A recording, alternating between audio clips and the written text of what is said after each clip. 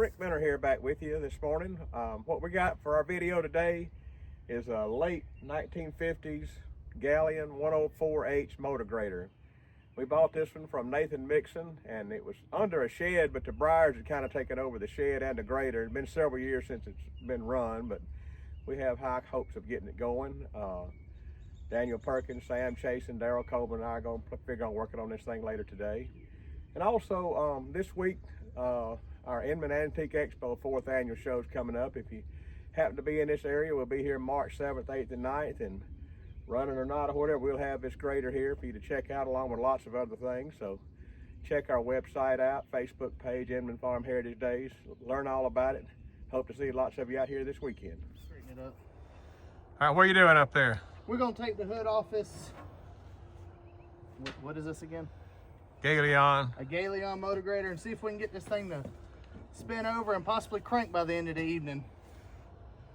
We got our fingers crossed. We're hoping for the best, but we just gonna pray at this point. Did you get the briars off of it?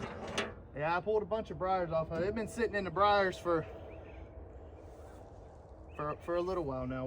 What'd you say? They've been sitting for at least 3 years? Several Years. So just in a step, we're gonna do some checking and make sure everything's working properly. So now we're up here on top of this, we believe to be 1959 Galion Motor Grader, and it is powered by a 2-cycle GM diesel, or Detroit diesel as you know them. And I love these engines. I love the history behind them. I've built them 1,000 times, and I view it to be one of the most indestructible engines there is in the planet. They actually have a pretty cool history as well. Back in the early 1900s, Alexander Winton was a very famous car builder. He was building a lot of big cars. He had a very popular car company, and he actually was challenged to a race by a young coming upstart named Henry Ford, who not a whole lot of people had heard about. So they get to the race. Henry Ford has a car called the Sweepstakes. Alexander has his most famous car, and in the race, Alexander is winning by miles. He is just obliterating Henry Ford, when all of a sudden his car starts smoking, starts using oil.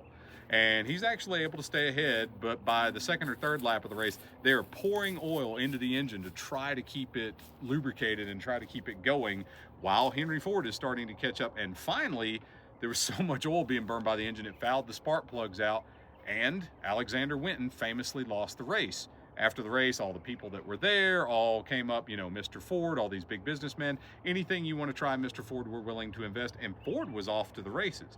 Alexander Winton kind of took a really bad lick on that particular deal and was very offended. Now, he had a very big car, and his next thought was, what if I build an engine that develops a lot of power from a smaller size? And I also want it to be durable. So he went to what Rudolph Diesel had been talking about with the diesel engine, and he went back to a 2-cycle principle. And the first time that showed up was a Winton 201A engine. He had built several other diesel engines before that, but the 201A was one that was used in railway locomotives. It was used by EMC.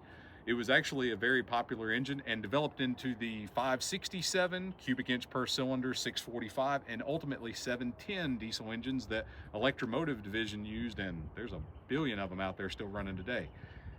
The other part of that was he sold out to GM, and GM took his design of a 2-stroke diesel engine, which, by the way, makes double the power for the size of its cubic inches, because every time the piston goes up, it's putting fuel in and it's firing. So he got what he wanted. He got a smaller displacement engine that was making more power because of the 2-cycle principle. So that's where we arrive at this. This is a 371 Detroit engine. It's inline. Actually, it's GM because it's that old. The inline Detroit 71 series was built from 1938 to 1994, one of the longest production runs of any engine with very few changes, and again, it's very durable. This particular one is an early 371. It's got a 100% blower on it, which they would call naturally aspirated. It does not have a turbocharger, but it has to have a blower.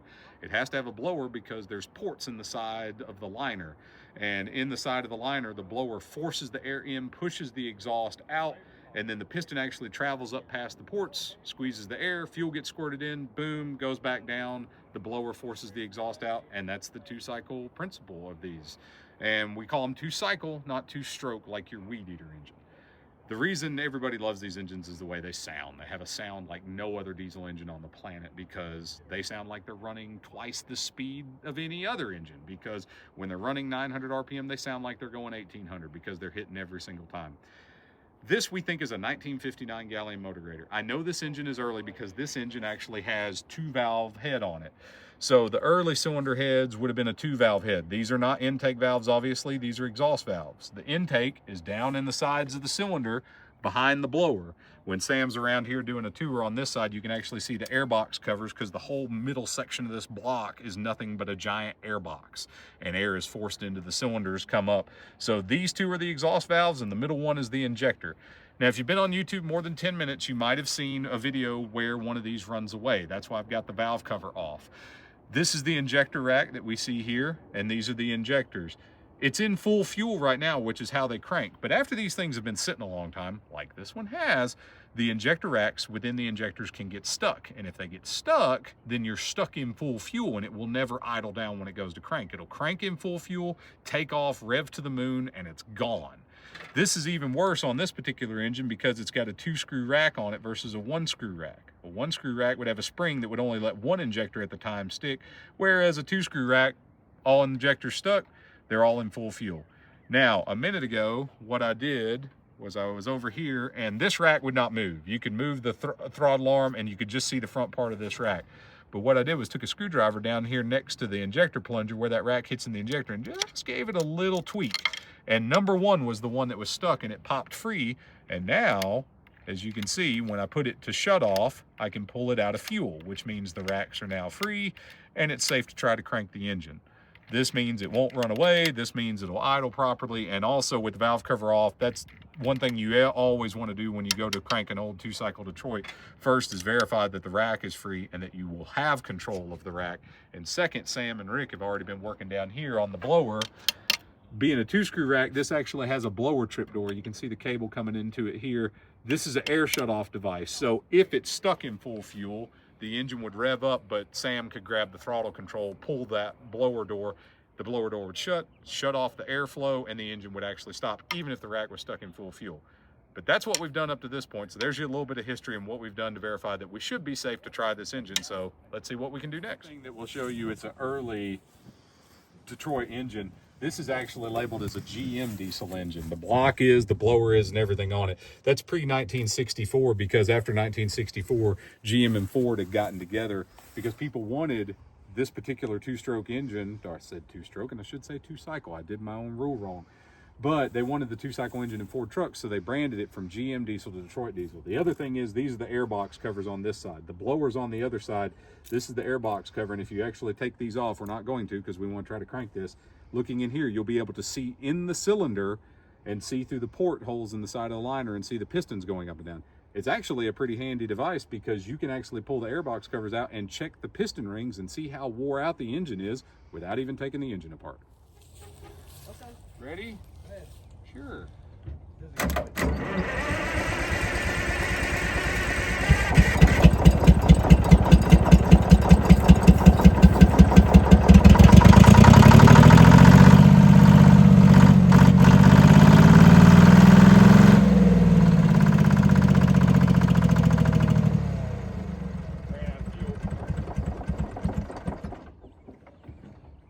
Answers that question.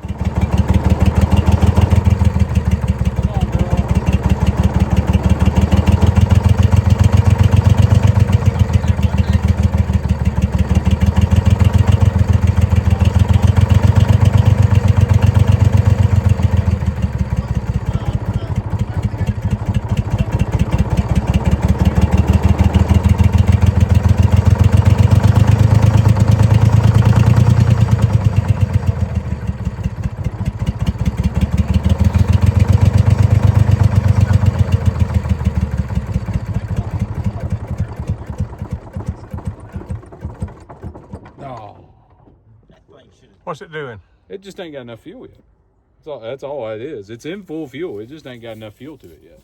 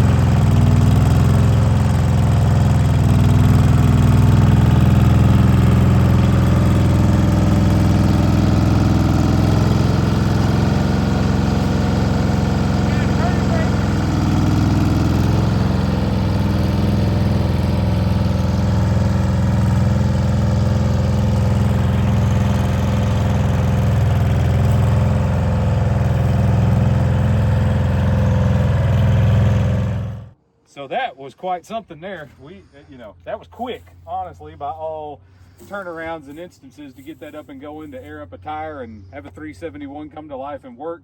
Yes, we're in the dark, but we had to take it for a drive because once it runs, you have to see if it moves. It apparently has a turning circle of a battleship, but we kind of suspected that. And some of the hydraulic lines are old. We blew one here for the main, but everything is working. We just need to put some more fuel in it, do a little maintenance, change a few hoses, and add some more hydraulic fluid to it. But this is going to be a riot. We're going to have a good time with this. This is going to be a lot of fun, so come out and see it. We hope y'all got as much enjoyment out of watching this video as we did out of making it. We're trying really hard to produce some videos that are worthwhile and help y'all learn about what we're doing here at Inman Farm Heritage Days. If you like it, if you don't mind, help us out, click that like button and subscribe to our channel, and we'll see you on the next time.